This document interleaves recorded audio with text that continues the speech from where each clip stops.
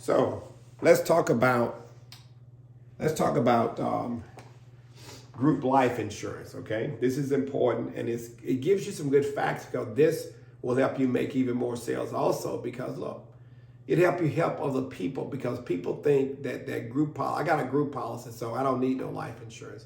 My group pays for they get cheaper policies through groups. Okay, but I'm not sure how they really just learn this, and you'll see how this knowledge can help you make more sales because people think group policies answer all the things and they really don't.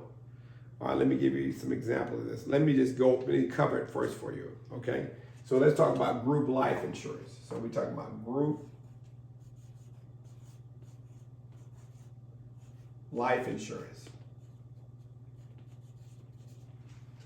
All right, characteristics, group life insurance characteristics and underwriting.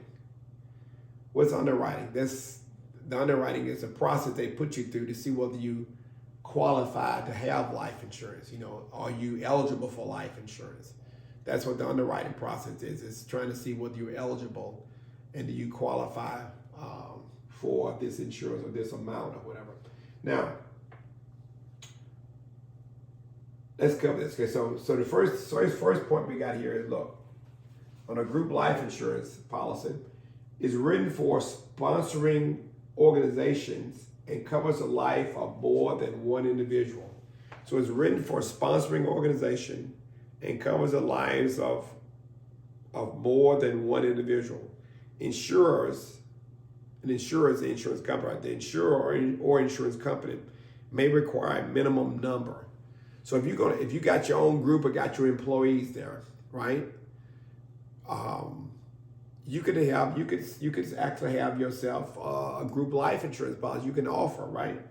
But you got to have more than one life that you are covering. You can have a group life insurance for the people that work there, but you got to cover more than one life. Insurers may require a minimum number, maybe 5, maybe 10, maybe 15 before they'll let you have it. So it's written as an annual renewable term. So it's written as annual renewable term. Why is that? Because it's very inexpensive. And also the second thing is, so let's put that down. So you can do, so it's written for a sponsored organization. It's written for a sponsoring organization. Let's say, a lot of times you got like Exxon or Dow Chemical, those companies sponsor those type programs. They can do that. So the insurance company will require a certain number of people. Usually it's quite a few, okay? You're not gonna just get away with like you got 5 people and get you a life insurance policy just to cover somebody who's uninsurable. Usually gotta be quite a few. You gotta go to a big company to usually get that. All right, now, second thing is right here. I mean, as far as I know, I don't see where you can do it with a small company. It's written as a annual, so the policies are written as annual, ANNUAL, renewable term. That's short for an ART, right? ART. Well, that's long for an ART. That's an official name for ART. An annual renewable term policy. That means every year the policy renews and the price goes up every year. It gets higher and higher every year.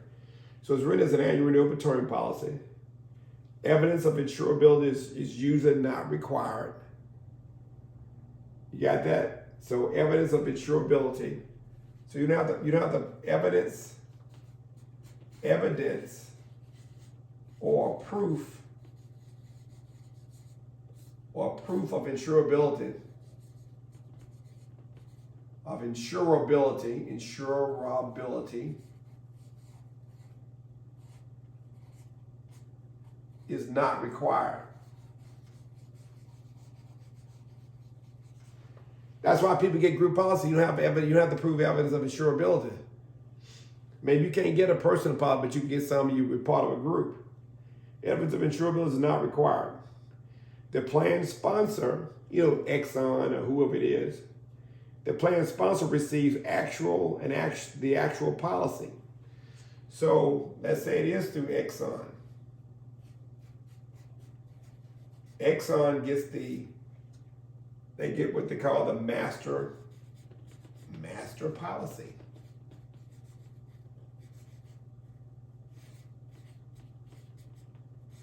So Exxon gets a master policy. That's big Exxon here, okay? It's big Exxon. Big corporation. So Exxon has that that master policy belongs right here with Exxon. They got that master policy on all their employees, okay? That means they own the contract, okay? They're the owner of it. All right, and then the master policy or master contract goes to Exxon, or whoever the company is, guys, you know what I'm talking about. And each insured participant receives a certificate of insurance. So now here are your little employees right here. Here's an employee, here's another employee. You got a lot of employees, but they got a little certificate. All they get is a certificate. They get a cert, C-E-R-T, or certificate. That's C-E-R-T-I-F-A, certificate, okay? F-I-C-A-T. They get a certificate. You know, just a little thing saying I'm insured. But they got the policy. The company has a policy, the actual legal document or contract, and the employees get a little certificate, okay? They get a certificate of insurance as evidence of coverage. So they got a certificate. Hey, wave at me with you guys got certificates. I'm Exxon CEO, right? Maybe I'm Exxon CEO, and I got the actual policy that's got several pages, like maybe 15, 20 pages, and they just got a certificate. They're just writing pretty much on the policy that I own as Exxon CEO. You see what I mean? So that's all that really means, guys. Is that Exxon has a master policy and you got a certificate, and you just ride on there, okay, basically. So now, here are the conditions or the characteristics of underwriting. The group underwriting is concerned with the purpose of the group. So now you got to realize the group underwriting decides, can they get the policy? Are they eligible for it? You know, can they get this big discount? Can they, you know, is this good? Is this legal? They're looking at all the legal purposes of it. So the group underwriting is concerned with the purpose of the group. The group must be formed. See, this guy can't even get insurance. This one of the guys, they can't get no insurance because he's like 400 pounds, 500 pounds, and he's like 5 feet tall. He's 500 pounds.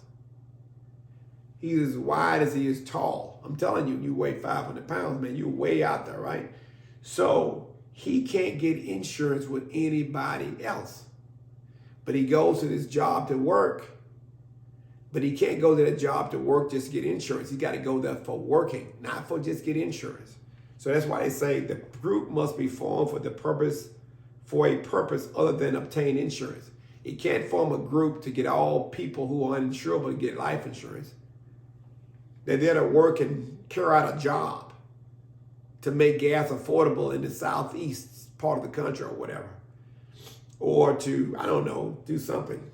The next thing is concerned with the size of the group. Law of large numbers. The larger the group, the more accurate the projection of the loss. So if they got 500 employees, 1,000 employees, 10,000, 30,000 employees, then they can predict their losses on 30,000 employees because they got mortality tables to predict. If you got a large number, they can predict down to the dollar how much money is going to be lost on those 30,000 employees they got. Because Exxon may have 100,000 employees across the country, maybe more than that. But when you have a large number of people, you can make predictions on who's going to die at a certain time. Because people are predictable in large groups. So they got to have the group, they're going to look, so the underwriter can look for the purpose of the group is to work and not to get that person no insurance. Because they got cancer, they won't get no insurance individually, but they in that group they can, even though they got cancer, okay? Or they've had it or something like that. Size of the group, the bigger the group, of course, the more they can predict the losses. Turnover of the group should have a steady turnover with younger people coming in and older, higher risk employees leaving. So you got, they know that in order for them to insure you as a group, You got to have, always new people coming in and some of the older people retiring.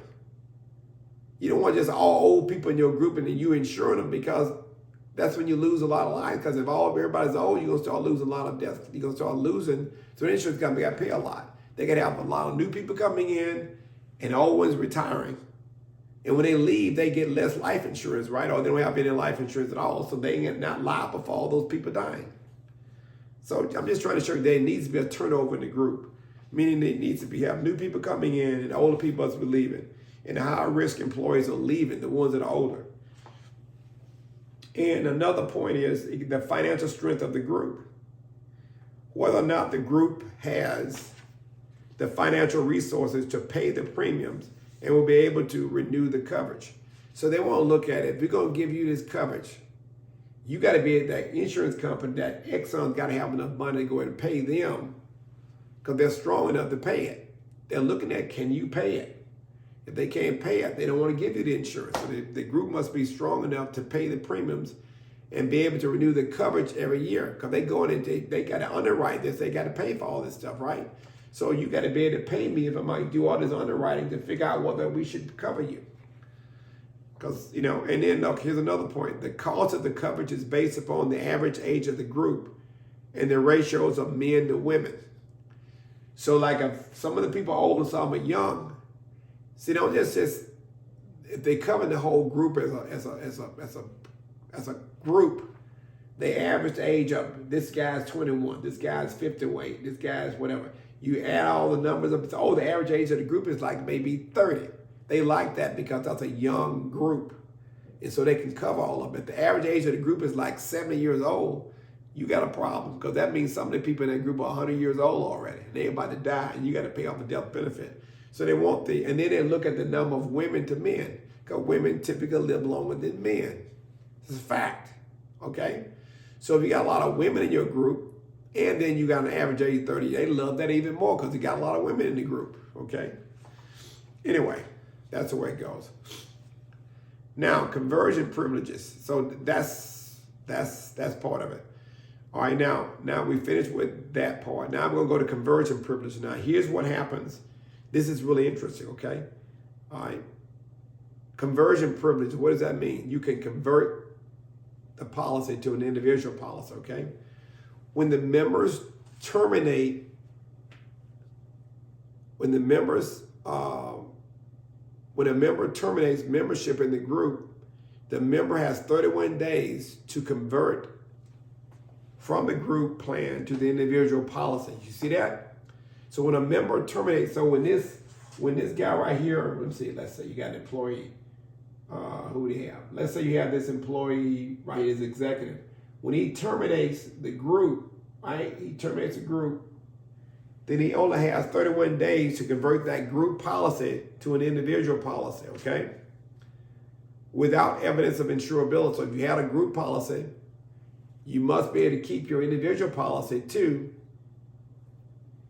You must be able to convert it to an individual policy. You get 31 days to do that. So when a member terminates membership of a group, the member has 31 days to convert the group plan to an individual policy without evidence of insurability. In other words, they don't have to prove anything. They go ahead and convert it within 31 days. You got it? 31 days is key. Now, during the 31-day conversion period, the individual is still covered by the group plan. Now, during that 31-day conversion period, so let's say he applies, he didn't want to work for Exxon anymore, and now he's been having this policy for like 5 years. Now he's gonna go and say, go and get me an individual policy. So he applies for an individual policy, and he's still covered. So he's still covered during that 31-day period of time so if he dies in that 31-day period of time, Exxon's group plan still has to cover that and pay it to his wife, whoever his beneficiary is, okay? All right. So during the 31-day conversion period, the individual is still covered by the group plan. The new individual policy face amount will equal to the group amount. So whatever he had on the group amount, he can have that on the individual amount, on the individual policy, okay?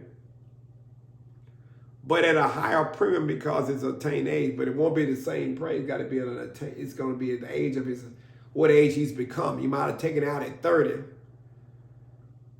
Okay, but you got to realize too, he got a group rate. His rate is not based on his age alone. It was based on the group's age. If the average group age was 30, he was 30. He could be 65. So now he got to buy it. When he buys his individual policy, he's got to buy it at 65, his real age as an individual person. Okay? So he's got to get it at that higher premium because he's older. It's not just at his age when he bought it, but the age he is when he actually gets it. He could have been there for 10 years. Now he's 65 years old. Now he's trying to get an insurance policy at 65. You know, it's going to cost a lot. Now he can convert that to any form of life insurance offered by the insurer except term. He can't get term because that'd be too cheap for him. They'll let you have it, but you got to convert it to whole life or some other type of cash value or other type policy they got. And it's going to be pretty expensive, and usually they can't afford it, guys. It's hard to afford the whole life price when you're like 30. When you're 65, you can really pay a lot for that $200,000 policy. You can't afford it. All right. So you can convert it to any form of insurance offered except term. You can't get term. So you see how it's important to know this? They can't get term insurance when they leave their job. They can't get the term insurance when they leave their job. It's got to be converted to a whole life policy. It can be converted over to a term insurance policy at your age, at the same price, because you got a group price, an average group age price. Remember I said that they average the age of all the people and give them an average age. That's why it's a cheaper price too, and it's term insurance at a cheaper price.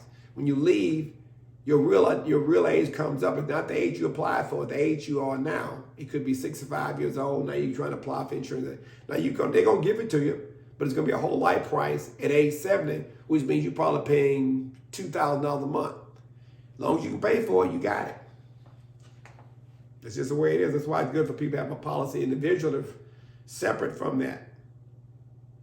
Because you can't keep your group policy at that same price. You can't do it. All right. If the death occurs during the 31-day period, the group insurance will pay the death benefit. So Exxon will pay it during that 31-day grace period. Not grace period, but conversion period. All right, the group insurance will pay the death benefit. If the master contract is terminated, now look, let's say Exxon drops the whole master contract. They don't want to cover nobody anymore. They're going to drop the whole thing. If the master contract is terminated, those who have been on the plan for at least 5 years will be allowed to convert to a individual coverage. You got it? If the master contract is terminated, Exxon drops it. I don't want no more. It costs too much. So if they drop it, then by that fact, here's what happens. They've been in the system for at least 5 years, in the contract for 5 years, they'll be allowed to convert to the individual policy. But can it be a term insurance policy? Can your term insurance like usually 4 times cheaper than whole life, maybe sometimes 5 times more, 5 times less than whole life, okay? So the term is like 4 times less expensive. Whole life is 4 times more expensive than term. So in other words, if they're going to convert it at age 60 or whatever age they are, they're not going to pay term insurance price. They're going to pay whole life prices 4 times more. Plus, when they went in a group, it was very cheap because they got the average age of the group. The average age of all the group might have been 30, but he was 65 because they had so many young people to offset his age. Now he's got to buy it at 65. You see, it is new age and his whole life. It's going to be very expensive. He can't afford it. So that's why people should have their own policy and they can get term early and they can keep it for a long period of time at a cheaper price like that. That's why it's good to know this, because otherwise people tell you they're going to sell you, they got a group policy, but they leave, if they get fired or they just stop the whole system, they can't keep that cheaper term insurance, okay? All right, now let's go into who can buy this type of stuff. Okay, now that's contributory versus non-contributory. What does that really mean? All right, so let me make sure we covered all the other stuff. Make sure you got that down. So if you're going to leave a company, you quit. How long do you have to convert your policy? 31 days. Okay? If the company stops offering it, just drops the whole thing, you can't convert yours over unless you've been with the plan for at least 5 years. If they stop doing it, you out of luck.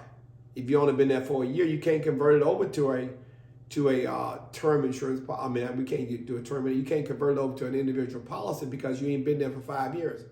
If you've been there 5 years, they drop it, then you can convert the policy over. But it can't be term still. It's gonna be whole life, and it can't be at your age, your group age. It's gonna be at your attained age, and at a whole life prices, which means it's gonna hard for you to afford it. They make it tough for you to have an individual policy they make it tough for you to have an individual policy when you quit a job. They make it pretty tough because it's so expensive to keep it. All right, now, here are the people that are eligible to contribute or to have a group life insurance policy, okay? So check this out. There's a contributory, like if you got group life insurance, sometimes it's non-contributory.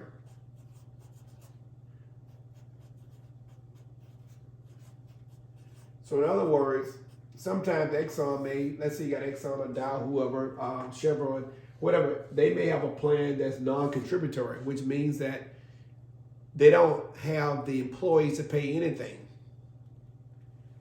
So non-contributory is employer pays all premiums. If a company offers non-contributory, which means they're gonna pay all, it's just a benefit for you. I'm gonna pay all your life insurance benefits.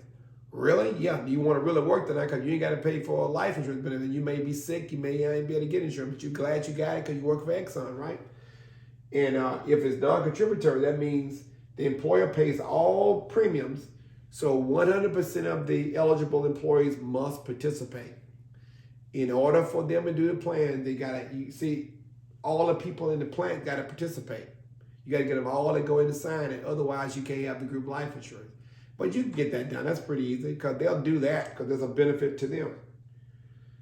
Now, but let's say that they're not doing a non-contributory plan because that's very expensive, right? 100% must participate in a non-contributory plan. Because why? Because the big company is paying for all of it.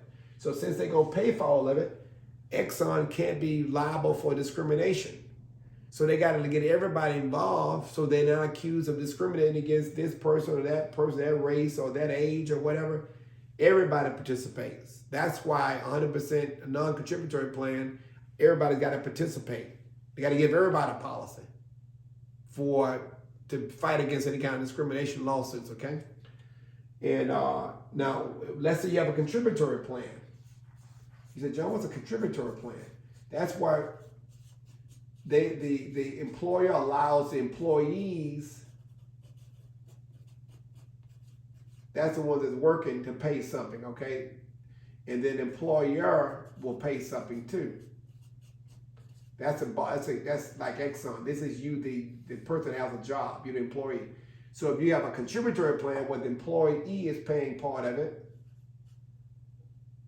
and then the employer is paying part of it, now you got to have 75% participation. You got it? Now you got it. So premiums are shared between employer and employee. 75% of the eligible employee must participate. 75% of the eligible employee must participate. So in a non-contributory plan, 100% of the eligible employee must participate. 100% of the eligible employee must. Some people may not be eligible, so they don't have to participate on that non-contributory plan, but the ones that are eligible have to participate. If they let you pay part of it to keep their costs down, then 75% of the eligible people must participate. So these are numbers you need to know. 75% there. If you leave your job, you got 31 days to convert your policy over. If you leave a job to get your own individual policy, that must be some sort of whole life or cash value type plan. That's expensive. All right, now, so basic guys, we're done with all the group policies. So now you can actually know how to really get people to really want to get an individual policy, because now you know how the group policies work. You know they just can't just go to a company and get insurance. They got to go there, but when they convert the policy, It's going to have to be a whole life policy. It's going to be very expensive. They can't keep it, so they need to get some insurance early on. Otherwise, it can be pretty bad. Anyway, so I just want to make sure we completed that. So that's great.